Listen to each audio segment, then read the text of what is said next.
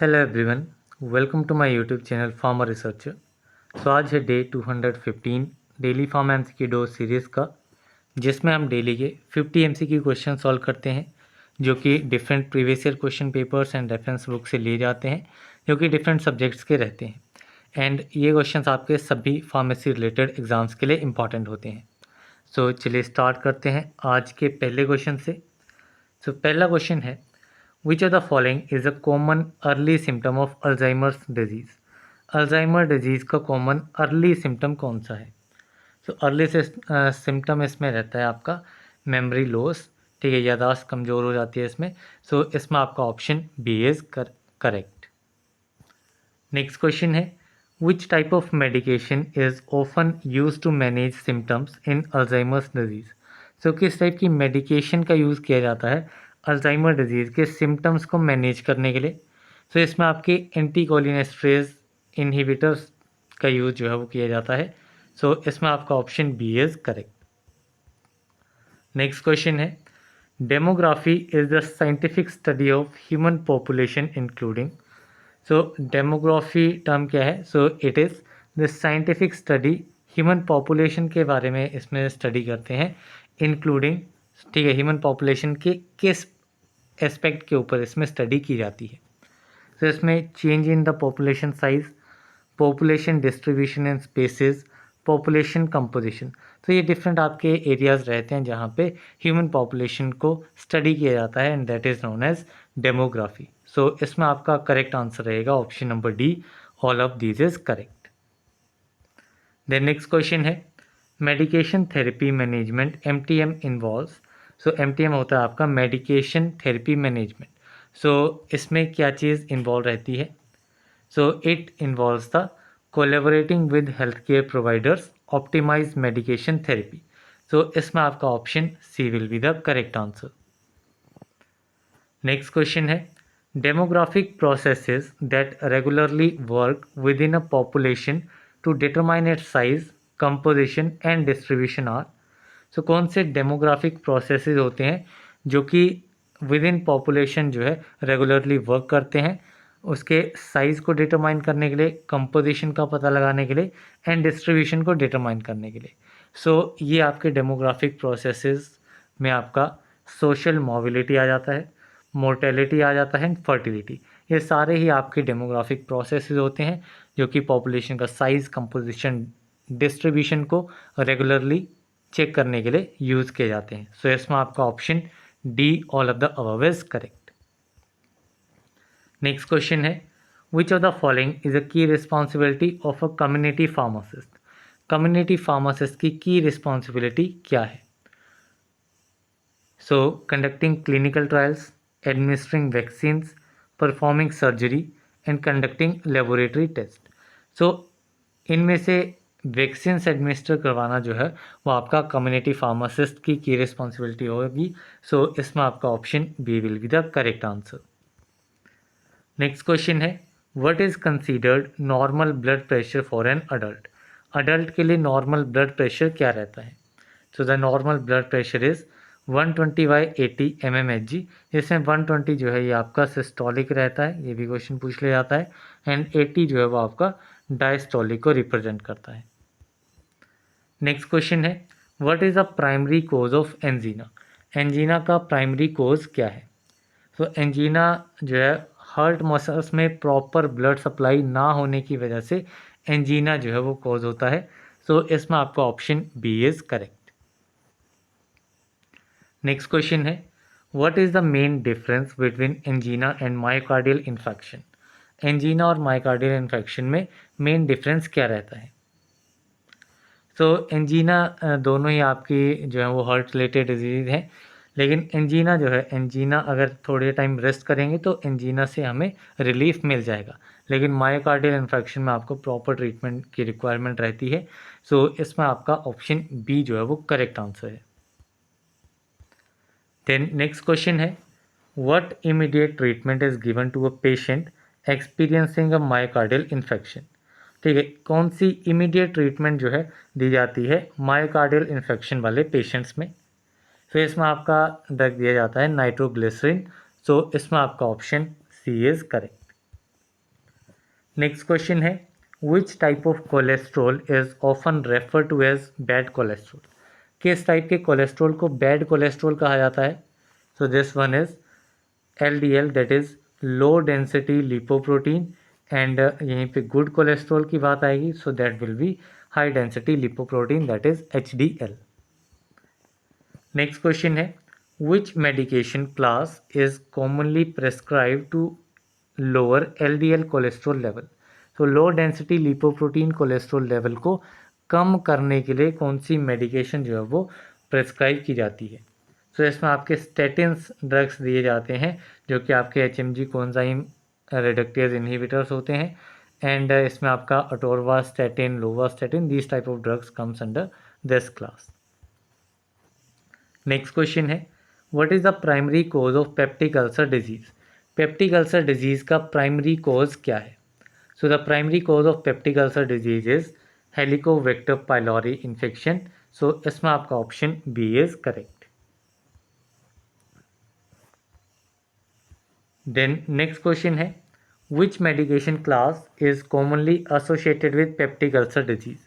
Peptic ulcer disease के साथ कौन सी क्लास जो है कॉमनली एसोसिएटेड है? So this class is NSAIDs, that is non steroidal anti inflammatory drugs. So इनका मेजर जो साइड इफेक्ट रहता है वो आपका अल्सरेशन रहता है, ठीक है। इसलिए पेप्टिक अल्सर कंडीशन में नसेट्स को कॉन्ट्राइंडिकेट किया जाता है, नहीं दिया जाता है। सो इसमें आपका option B is correct. Next question है STG स्टैंड्स फॉर। STG क्या होता है? So STG is standard treatment guidelines. So इसमें आपका option B is correct. Next question है World Health Organization recommended a control strategy for TB known as. So WHO ने tuberculosis को control करने के लिए एक स्ट्रेटजी रिकमेंड की गई है। सो ये स्ट्रेटजी क्या कहलाती है? So this strategy is dots therapy. Dots की फुल फॉर्म होती है directly observed treatment short course. Directly observed treatment short course. The next question है when the family planning insurance scheme was introduced। family planning insurance scheme कब introduce हुई थी? तो it was introduced in the year 2005। so option D is correct।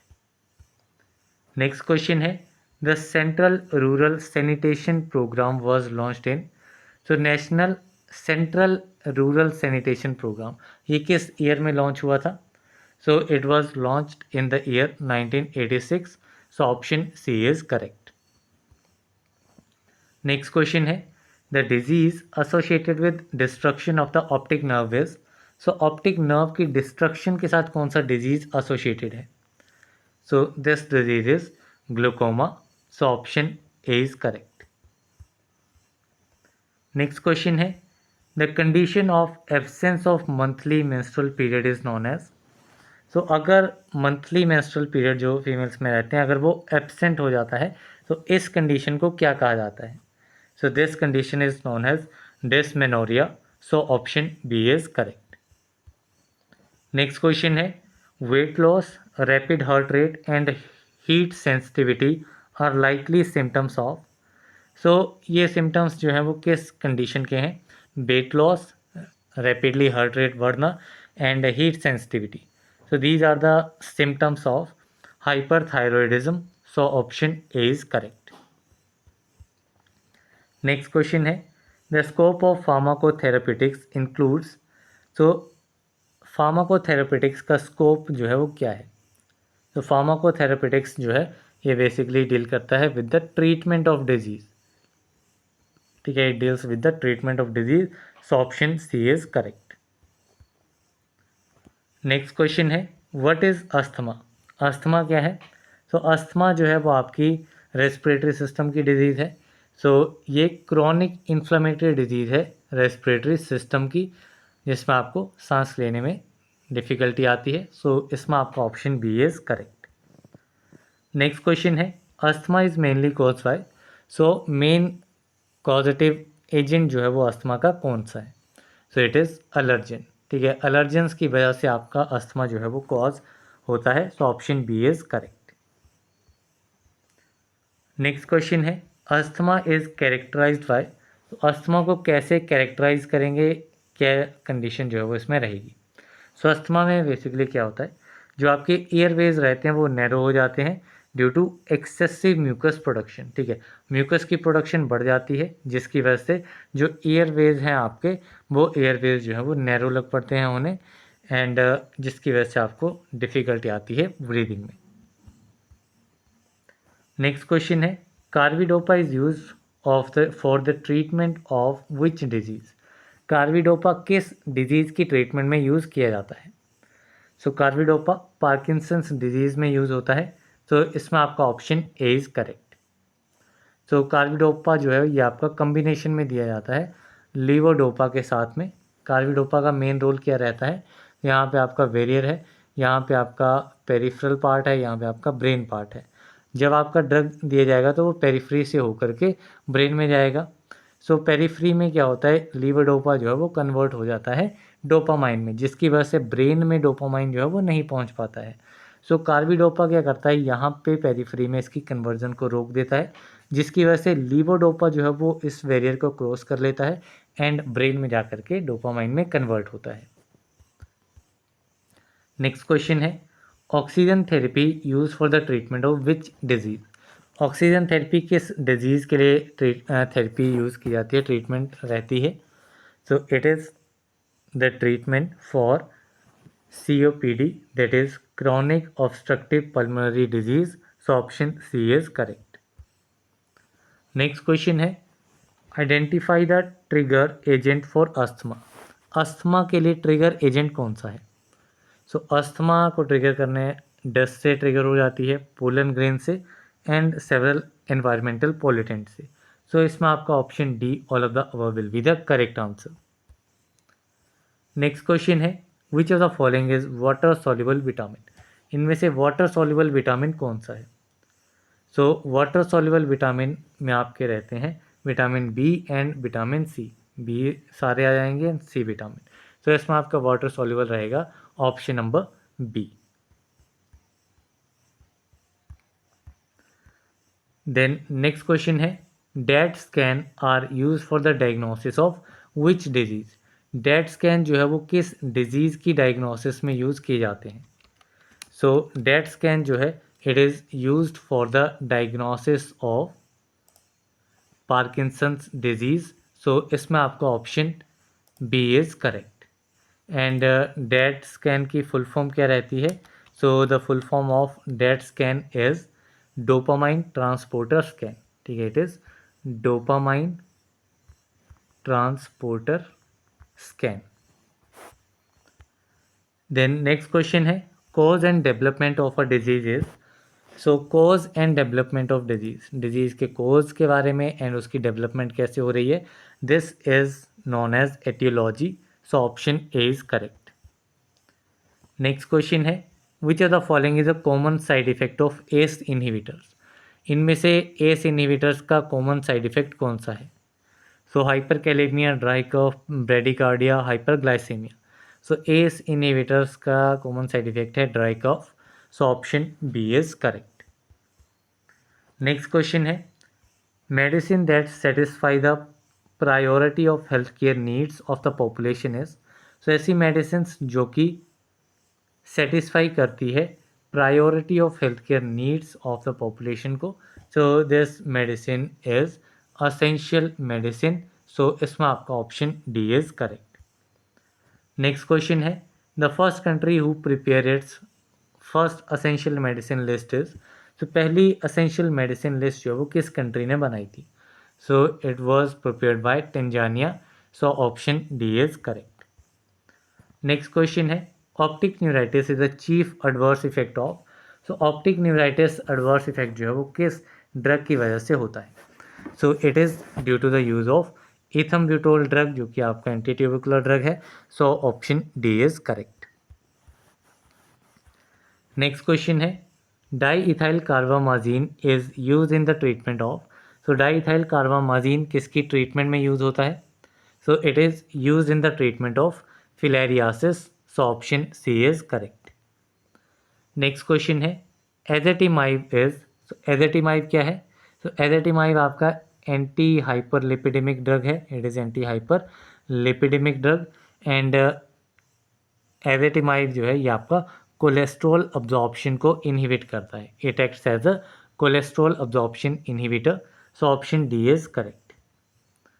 Next question है captopril exerts action by. So captopril आपका anti hypertensive agent है, उसमें ये आपका एस इनहिबिटर है. ठीक है, एंजियोटेंसिन कन्वर्टिंग एंजाइम इनहिबिटर है. मींस ये आपका एंजियोटेंसिन 1 को एंजियोटेंसिन 2 में कन्वर्ट होने से इनहिबिट करता है, क्योंकि जब एंजियोटेंसिन 1 जो है वो 2 में कन्वर्ट होता है तो उसके लिए एस एंजाइम जो है वो इन्वॉल्व रहता है. ठीक है, तो अब कैप्टोप्रिल इस एंजाइम को इनहिबिट कर देगा तो ये कन्वर्जन भी जो है वो रुक जाएगी. नेक्स्ट क्वेश्चन है an organism which has been implicated as a possible cause of chronic gastritis and peptic ulcer is. तो एक ऐसा ऑर्गेनिज्म जो कि क्रॉनिक गैस्ट्राइटिस और पेप्टिक अल्सर कॉज करता है. So that organism is Helicobacter pylori. So option C is correct. Next question है mechanism of action of ondansetron is. Ondansetron का मैकेनिज्म ऑफ एक्शन क्या है? तो ओंडासेट्रोन आपका एंटी एमेटिक ड्रग है and it is a 5-HT3 receptor antagonist. So option D is correct. Next question है which of the following is LOX inhibitor. So locks is lipoxygenase inhibitor. So LOX inhibitor आपका रहेगा zileuton. So option A is correct. Next question है which of the following act as mucolytic. ठीक है, mucolytic antitussive drugs में mucolytic जो है वो कौन सा ड्रग है? सो म्यूकोलाइटिक ड्रग आपका रहेगा bromhexine. So option D is correct.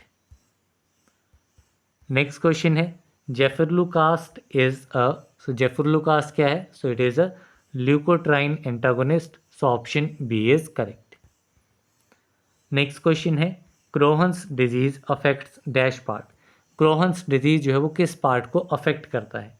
So it affects the gastro intestinal tract part. So option A is correct. Next question है fluid part of blood devoid of corpuscles is. So blood का fluid part जिसमें blood cells जो है वो नहीं होते हैं. So this fluid part is known as plasma. So option B is correct. Next question है what is the important characteristic of the intramuscular route of drug administration. जो intramuscular route होता है IM रूट, उसका important characteristic क्या है? तो intramuscular route of administration से हम ऑयली सॉल्यूशंस को भी इंजेक्ट कर सकते हैं. सो इसमें आपका option B will be the correct answer. Next question है affinity is a measure of. So affinity जो है it is a measure of drugs binding to a receptor. So option B is correct. Next question है characteristic unwanted reaction which isn't related to a dose or to pharmacodynamics property of a drug is called. So एक characteristic unwanted reaction है जो कि drug की dose या फिर उसके pharmacodynamic property के साथ रिलेटेड नहीं है. So this unwanted reaction is known as hypersensitivity. So option B is correct. Next question है infantile myoclonus is best treated with. So infantile myoclonus condition जो है इसके लिए बेस्ट ड्रग जो है वो कौन सा है ट्रीटमेंट के लिए? So this drug is clonazepam. So option A is correct. Next question है the volume of distribution BD relates. So volume of distribution is related to. So it relates to the amount of a drug in the body to the concentration of a drug in plasma. So option D is correct. So इसी के साथ में हमारे आज के 50 MCQ questions complete होते हैं. अगर आपको PDF डाउनलोड करनी है तो PDF का लिंक आपको डिस्क्रिप्शन बॉक्स में दिया गया है. अप टू 7 डेज़ ये लिंक आपका एक्टिव रहेगा तो आप PDF को डाउनलोड कर सकते हैं. साथ ही डेली हम 50 MCQ क्वेश्चन सॉल्व करते हैं. साथ ही हम न्यू सीरीज़ लाते रहते हैं जो भी आपका एग्ज़ाम आता है बेस्ड ऑन दैट सिलेबस जो उस एग्ज़ाम में स्पेसिफाई किया गया है. सो सब्जेक्ट वाइज हम वहाँ पे भी MCQ क्वेश्चन डिस्कस करते हैं. सो आने वाले कुछ एग्ज़ाम्स हैं जिनको हम आने वाले टाइम पे टारगेट करेंगे. सो ये एक इम्पॉर्टेंट अपडेट रहेगी. बाकी ये डेली फार्म एमसीक्यू डो सीरीज़ हमारी चलती रहेगी। So that's all for this video. मिलते हैं अगली वीडियो में, तब तक के लिए थैंक यू वेरी मच।